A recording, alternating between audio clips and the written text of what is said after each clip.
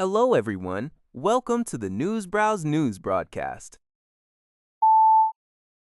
联合早报 reports that Israeli Prime Minister Benjamin Netanyahu plans to convene the Security Cabinet on Sunday to discuss escalating preparations for a potential war with Iran and the ongoing situation in Gaza. The meeting follows a deadlock in negotiations between the United States and Iran, with President Trump expressing dissatisfaction over Iran's latest proposals, prompting an Iranian official to warn of a high possibility of renewed conflict with the U.S. Israel has reportedly been receiving significant military equipment, signaling its readiness for renewed hostilities with Tehran. Concurrently, the cabinet will address the fragile situation in Gaza. Israeli sources indicate Hamas has not adhered to disarmament agreements, prompting communications with mediators.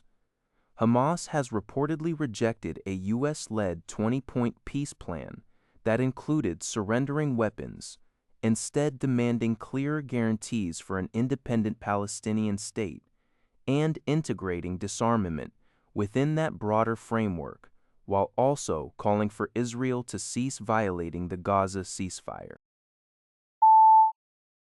Yonhap news agency reports that North Korea has vehemently rejected accusations that it masterminded a recent international hacking incident.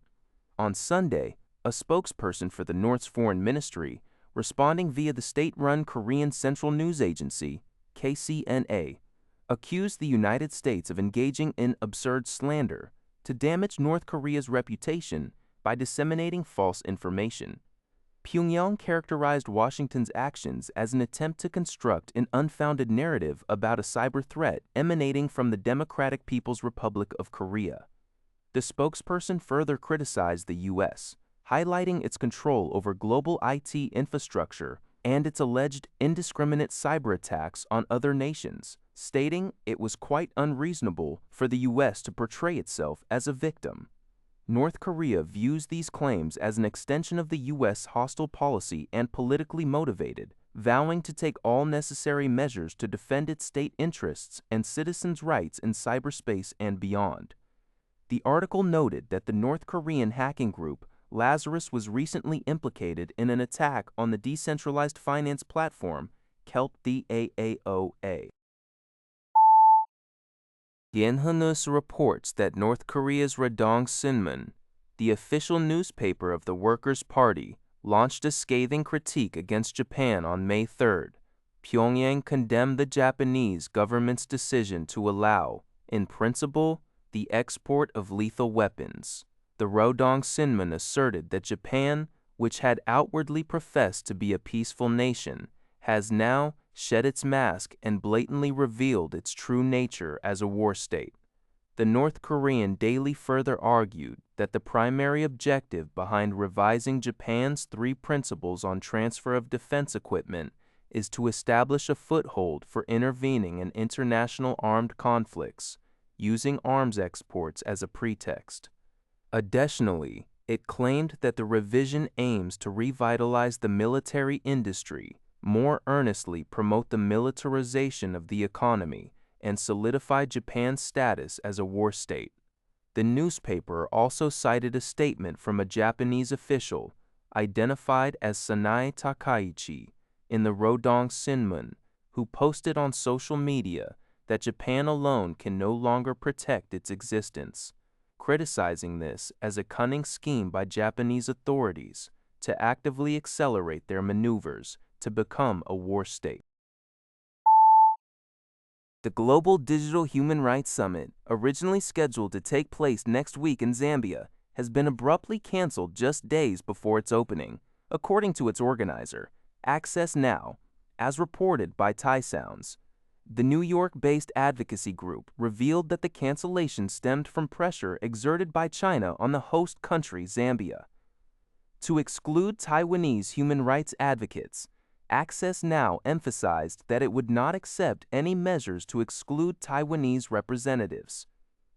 In a statement, Access Now declared, We believe that foreign interference is the reason the 2026 RightsCon summit could not be held as scheduled in Zambia.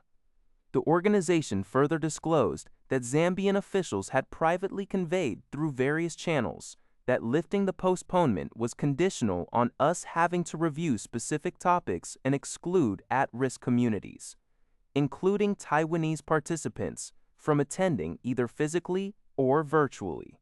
Earlier, the Zambian government had announced a postponement to gather more information on discussion topics, aiming to ensure alignment with local national values, policy priorities, and broader public interest considerations.